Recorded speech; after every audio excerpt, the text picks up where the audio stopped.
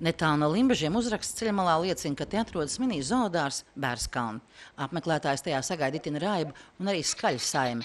Dažādu šķirņu vistas, dekoratīvie putni, kā arī truši un poniji. Sākās visa parastām vistām, pa visām prostām parastām fermas vistām. Nu, tad es domāju, kāpēc man turēt parastu, ka es varu turēt skaistāku vistu. Ja? Tā. Vislabāk jau, protams, uz Bērskalniem braukt ir pavasarī vai vasarā, jo tagad jau daudz šejienes iemītnieki gatavojas ziemai. Bet tā kā ziema kavējas, tad vēl var pagūt arī apskatīt šejienes raibo saimi. Apmeklētājiem mini zoodārs ir apskatāms gadus 3, bet kolekcijas izveide sākt jau agrāk. Un par Bērskalnos apskatāmo var teikt, ka vaļsprieks te pāraudzis jau nopietnā kolekcijā, kas ik pa laikam tiek papildināta ar dažādu šķirņu, putniem vai dzīvniekiem. Un nenoliedzami viena no interesantākajiem mini zoodu iemītniekiem ir 80 cm augstie Šetlandes poniji. Te ir tā, ka tā ir mammīte, un tas ir tas galvenais ērzelis. Mums nenāca Estimāra. Estimai būs vakar lietus līs, redzēt, kāda visu muguriņu tomēr salījusi. Ja? Estimiņai būs pavasarī mazais kumeliņš atkal. Ja? Tie zirdziņi tādi, viņi dabā ir tik maziņi vai cilvēki? Tie ir ļoti labi mini Šetlandes poniji. Vārtiņš mini, tas nozīmē, ka viņi ir zemi. Viņi iedalās grupā līdz 86 cm, bet šeit viņiem nav nevienam tik daudz. Džims, tas vispār tam ir 78 cm kausta augstums. Tas ir tāds kā tās liels suns. Nu, viņiem arī ļoti labi izcelsme. Viņi no Anglijas, Lielbritānijas nākuši, jā. Un man tāda tendence, lai tie visi dzīvnieciņi būtu šķirnīgi un ļoti labi, lai nebūtu šādi tādi, jā. Un viņam ir ļoti interesanta vilna. Pavasarī, ja atbrauksiet, viņš būs balts. Redziet, tā te gaišā vilna nāk uz āru. Redziet, cik bieza vilniņa viņam ir. Visu gadu dzīvo ārā, un tā vilniņa ir bieza. Un tad viņš ir pilnīgi tagad citā krāsā. Tāds sirbs galīgi ar džimītī, maziņš. Mini zoodāra saimniece stāsta, ka mazie zirdziņi savulaik izmantot darbam šahtās, bet tagad jau tie ir vairāk cilvēku priekam. Tobrīd gan 2 blakus voljeros esošie poniju papi ir izlēmuši kārtot savstarpējos rēķinus. Taču būtībā poniji ir miermīlīgi un turisma sezonā viņiem ir darbiņš. Nu, Latvijā viņi ir kā izpriecas tikai. Protams, var, ja grib, var, ja viņiem strādāt, viņi ir ļoti spēcīgi, ja, tā kaut ko darīt, ja, bet tur atkal viss vajadzīgs ir nepieciešamais tas, vai art vai ko, ja. Bet tā viņi tikai ir izpriecām. Uz muguras vizinām bērnus maziņus pavisam, ja. Ja būtu rati, varētu arī mēs paši braukt, ja. Jā, viņš paliek uzreiz mierīgs, ka uzliek bērnu mugurā. Turpat netālu no poniju mītnes var skatīt arī vienu no fazānu pāriem. Tie ir dimantu fazāni. Būtu, lai vairāk tās astes skaistās viņiem redz, tur ir puikas divi pāri. Un bez fazāniem jau tur vēl kaut Tie ir baloži vēl, jā. Un fazānu Bērskalnu mini zoodārzā ir pat vairāk šķirnes. Karaliskais fazānu pāris. Kāds neredzēts zeltains? Nu, neteikšu, ka neredzēts. Viņi ir, bet viņi ir skaisti. Skaisti. Un šeit meitene arī skaista ir, jā. Pāriem fazāniņiem redzēt, meitenes bija pavisam vienkārši. Tādi fazāni tramīgi, tāpēc viņus nevar laist brīvā dabā, tad aizies pavisam. Un arī bez šī karaliskā fazāna pāri ir vēl citi nemazāk skaistu šķirņu fazāni, arī zelta un sudraba. Un ne tikai fazāni, viena daļa no putniem vēl dzīvo ārā, un te var ieraudzīt arī visai interesantu un neredzētu zosu pāri, kuras spalva ir visai netipiska lokaina. Vistas ir, jā. Baloži, nezinu, kur viņi tagad ir. Viens slapšs te ir iekšā. Mazgājies laikam ir. Un te vēl ir kundurruksis. Pipariņ!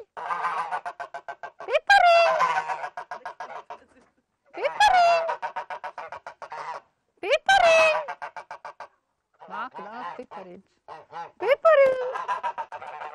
Ko tu man dosi? Neko. Pasauci pa velti un nav nekā, ko iedot. Pipariņ! Kundurruksis pipars. Nav neviena zīle man, ko iedot. Pipariņ.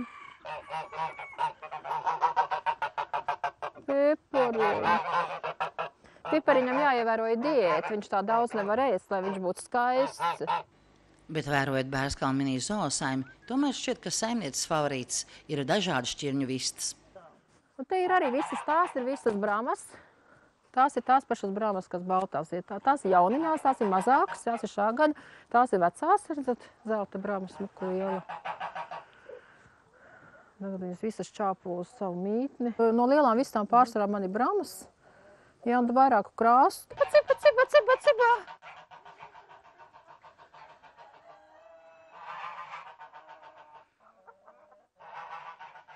Tu man atsauc, ka neko te nedod. Cibā.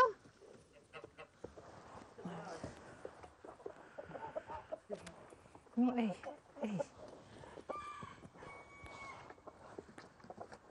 Izlaidīšu nākošo sārā.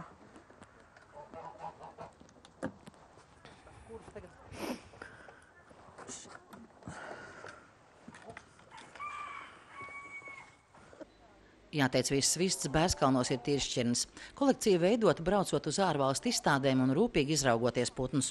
Kad es biju Vācijas izstādē, es skatījos, kas man vairāk patīk. Tieši uz tādām, kas ir interesantāks no izskata, jā. Lai būtu. Un tad es arī viņas atvedu pa pāriem un vairākus gadus mēs braucām. Tā arī turpinājās. Redz, iznāca mazais čabo gailis. Ja? Vai viņš nav interesants salīdzināt to lielo brāmu? Nu, tas ir pilnīgi pretstats. Ja? Nu, ārā viņi, protams, izskatās smukāk. Ja? Būros nebūs tas skats. Čabo izcelsme Japāna, maziņas īsas kājiņas, knapi kust.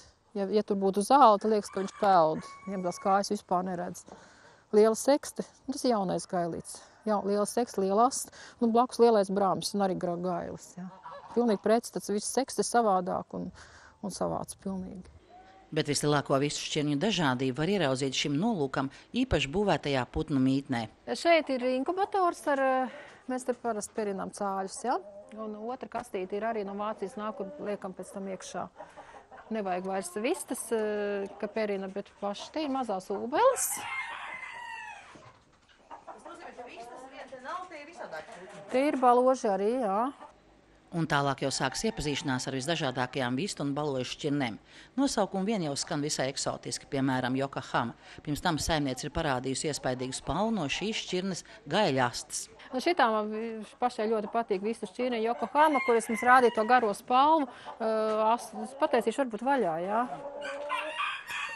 Man jau ļoti patīk, ja tas gailis uzlec augšā, tad viņam redz to garo skaisto asti. Un viņam arī ir tā kā pāvām, viņš jau vecāks, jo tā aste viņam ir garāka. Bet, lai tā aste būtu perfekta, tad viņam ir speciāli vai jātur augšā uz taisnu, kur viņš nevar kustēties, un aste karājas zemē. Ja tā aste jātina ir augšā. Ja? Un, protams, tas atkal ierobežot viņu dzīvi. Es domāju, ka Latvijā viņš ir vienīgais eksemplārs, es tā domāju. Ir mazie, ja, bet es domāju, ka lielās Yokohamas nav. Un tālāk jau viena eksotiska šķirne seko citai. Te ir melnie zīdi.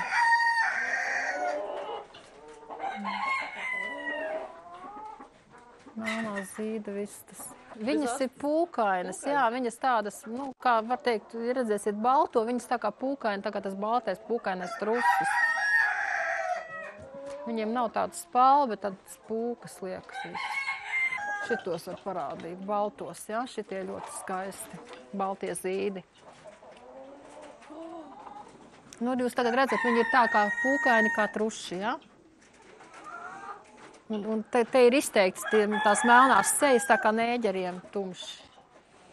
Šitos baložus var pastīties, man viņi ļoti patīk. Viņi skaitās tie spīdīgākie baloži, kādi ir, būtībā. Krieviskais nosaukums viņam ir sņigir. Un te ir attiecīgi gaismas, ka uzlaiž, te jūs redzat, tā kā saulē sevišķi spīd. Vēl ir šitie ļoti skaisti ir. Mazās Antverpenes. Vistiņas ar grezentiņiem arī ir viss tādas vistas, kas ir vestas. Ļoti patīk šitā šķirnīt. Un tā krāsa, arī katram putnam, jā, viņam varbūt tās variācijas krāsa ļoti daudz. Te ir paduānas.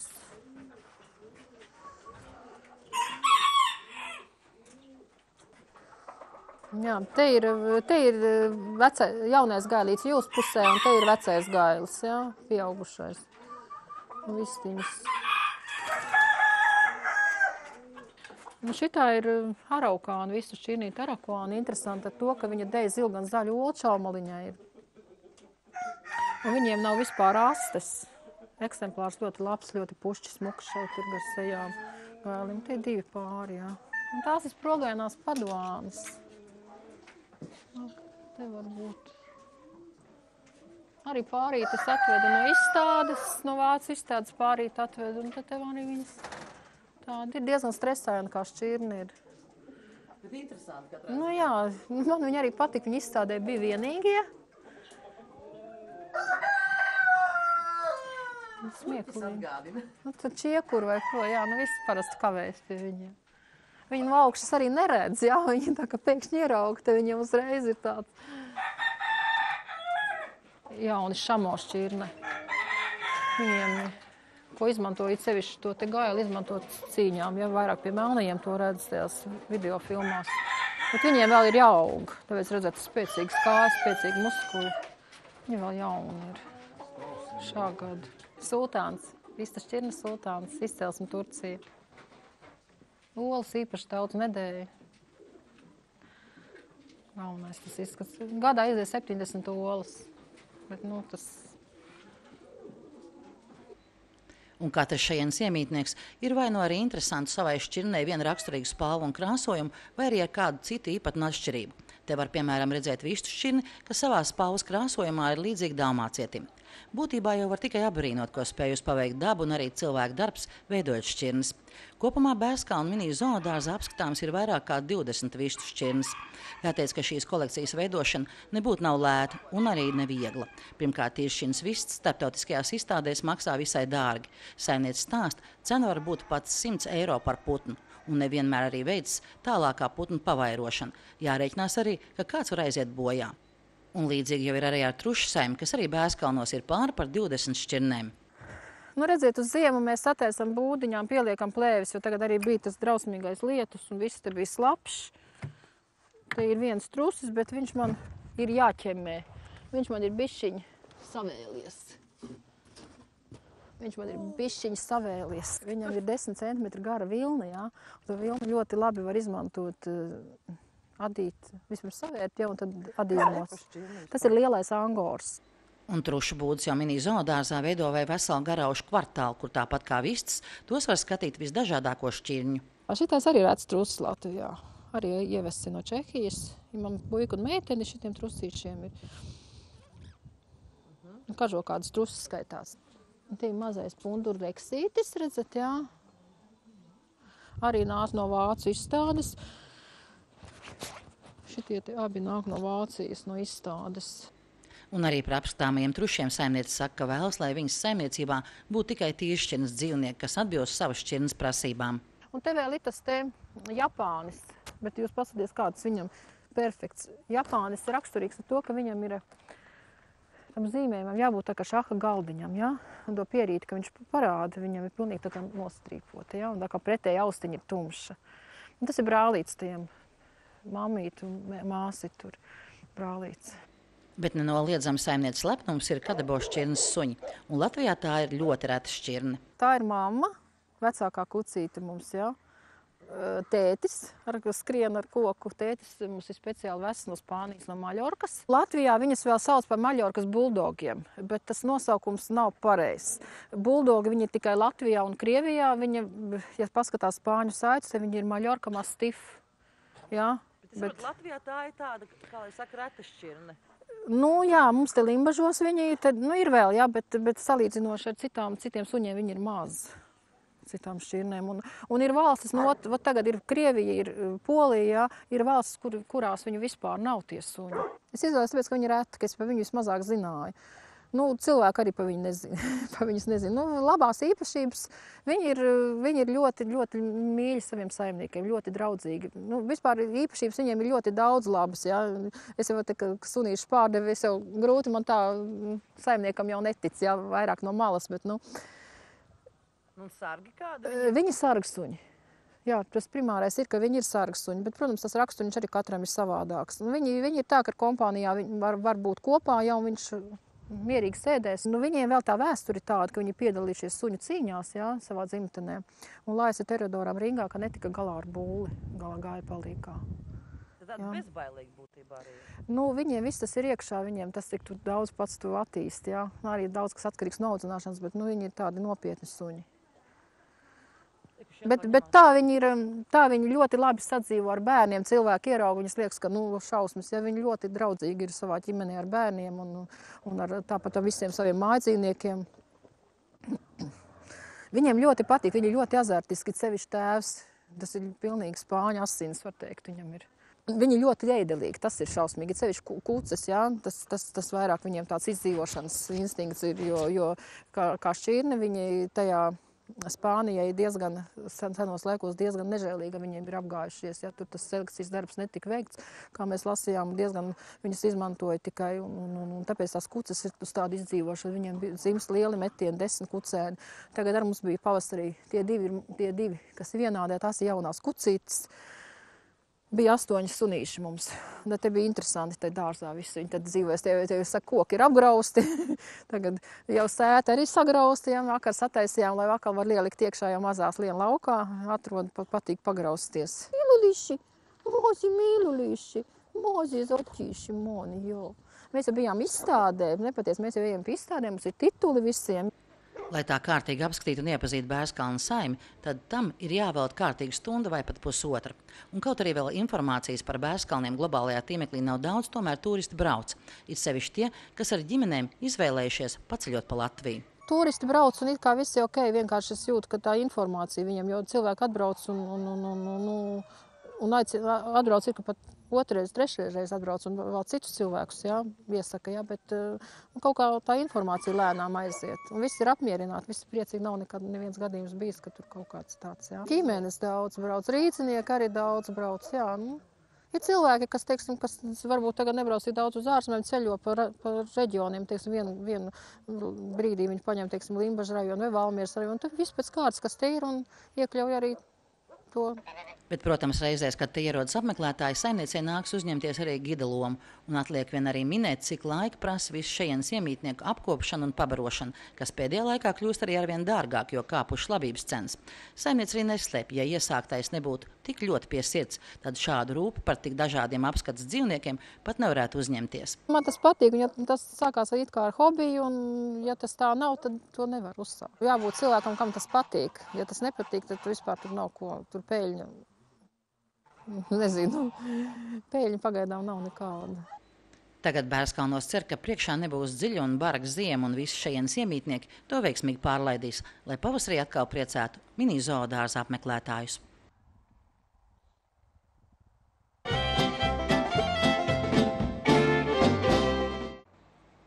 Šoreiz viesojāmies Latvijas Lauksaimniecības Universitātes Veterināru medicīnas fakultātes Kliniskā institūta ganāmpulku veselības un reprodukcijas problēmu laboratorijā, lai uzzinātu, kas ir subkliniskais mastīts un kādus zaudējumus tas nodara piena lopkopībai. Mastīti var būt divu veidu. Klīniskie mastīti, kas visiem ir labi pazīstami, kas ir saistībā ar govīm un kas zina, ja govs ir slima, un arī tad viņi ir jāārstē.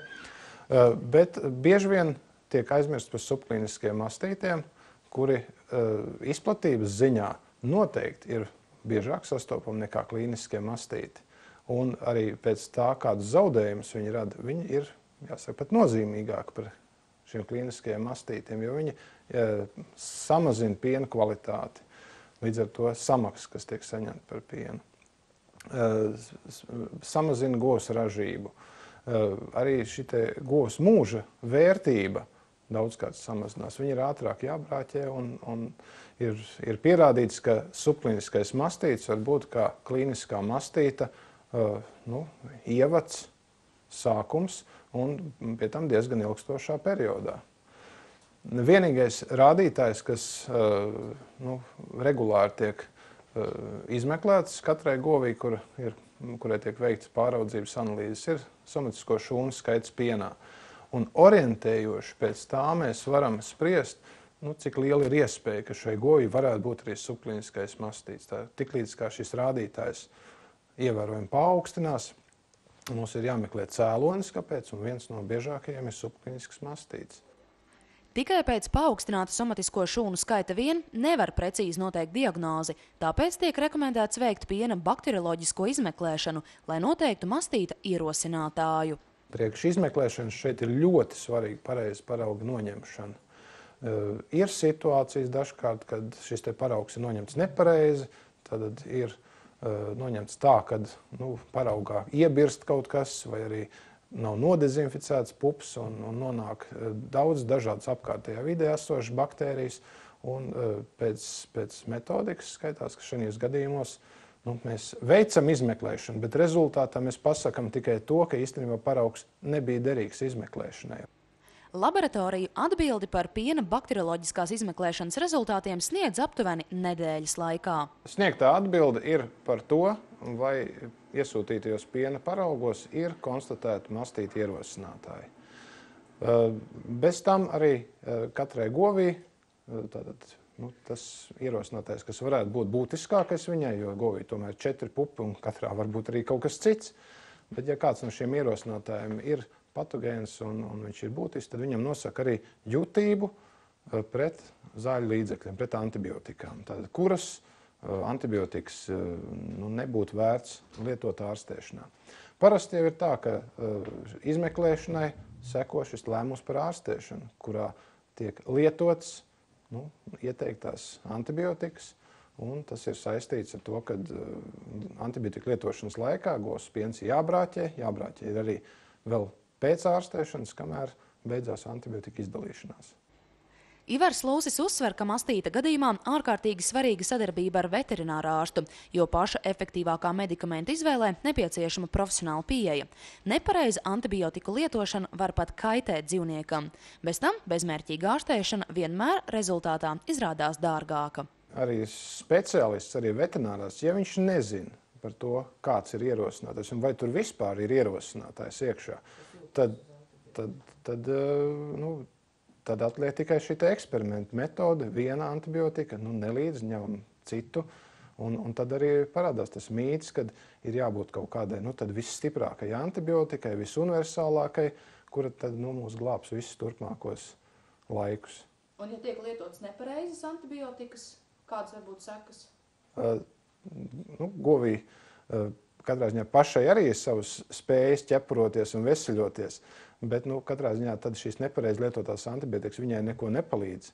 Viņas var arī traucēt atvesļošanās procesu. Un, protams, viss mastīta problēma viņa ievelkās laikā. Tad viņa kļūst par hronisku problēmu, kurai iespējams pat nav vairs iespējama izārstēšanās. Subklīnisko mastītu mēdz dēvēt par zemnieku naudas rijēju. Teiciens šūnas augšā, piens lejā vislabāk izskaidro subklīniskā mastīta radītās sekas proti, jo augstāks somatisko šūnu skaits, jo mazāks izslaukums. Somatiskās šūnas ir veselības spogulis, un ne tikai tesmeņa veselības, bet visa dzīvnieka veselības spogulis. Un slims dzīvnieks nevar ražot daudz piena. Tātad šūnas man, kā īpašniekam, norāda uz to, ka dzīvnieks ir sācis cīnīties ar kādu slimību, kādu infekciju, un visticamāk šī infekcija atrodas tesmenī. Un tad, lūk, saimniekam ir jāgriežas pie veterinārā speciālista, kurš izmeklēs pienu laboratorijā. Tā nav pārraudzība, tur ir īpašas metodas, kā piena paraugs tiek iegūts, jo jāiegūst sterils piena paraugs objektīvu rezultātu saņemšanai. Un pēc analīžu rezultātiem tika nozīmēta antibakteriāla terapija, kas vienmēr ir ļoti dārga, tāpēc ka antibiotika izmaksas tā ir viena lieta, bet visdārgākais, par ko saimnieki parasti neaizdomājas, ir nerealizētā jeb ierobežotā piena daudzums. Tātad antibiotiku lietošanas laikā un konkrētu dienu skaitu pēc tam ir aizliegts izmantot pienu cilvēku uzturā vai nodot piena pārstrādes uzņēmumiem. Un tie ir tieši zaudējumi, jo parasti šiem dzīvniekiem, kam vēl ir subklīniskā tesmeņa iekaisuma fāze, izslaukums vēl ir samērā labs pagaidām, un tā tas var turpināties 2-3 mēnešus, līdz šis dzīvnieks, tā teikt, padodas cīņā ar infekciju, un piena daudzums krasi krīt, un saimnieks ierauga klīniskās pazīmes, tātad dzīvnieks reāli izskatās slims, un tikai tad viņš griežas pie ārsta, kas patiesībā ir ļoti novēlots. Un novēlots 2 iemeslu pēc. Novēlots tāpēc, ka šādus klīniski slimus dzīvniekus ir ļoti grūti izārstēt.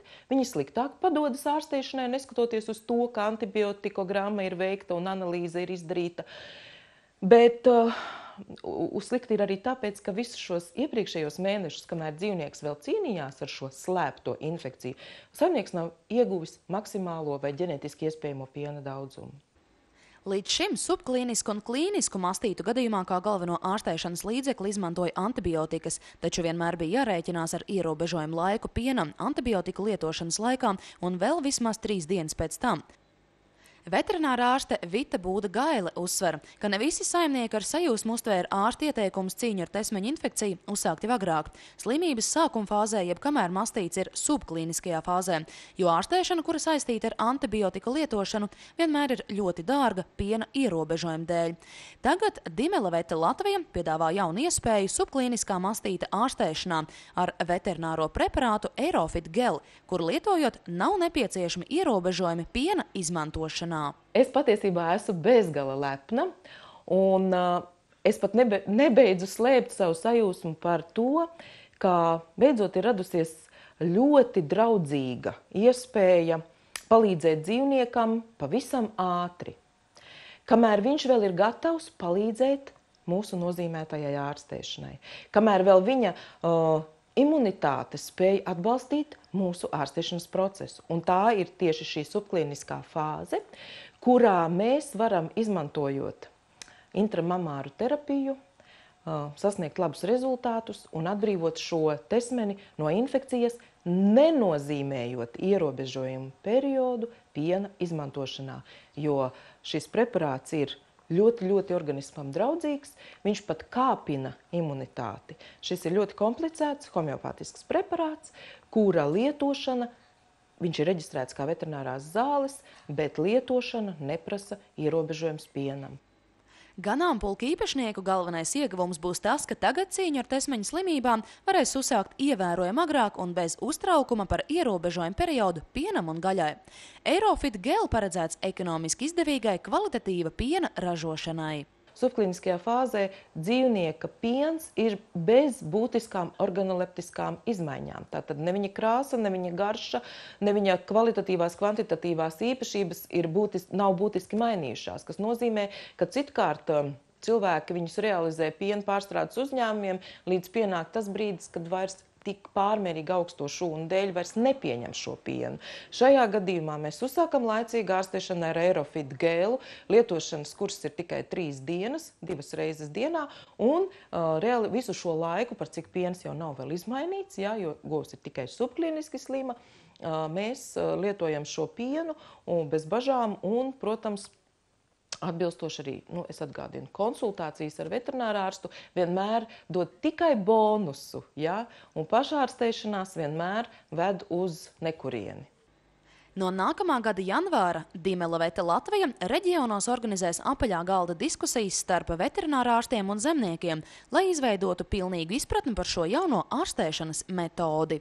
Pats svarīgākais, ko es vēlētos šodien teikt, tas ir novēlēt visiem mūsu sadarbības partneriem un, protams, arī visiem mūsu darbiniekiem labu veselību un priecīgus un ģimeniskus Ziemassvētkus.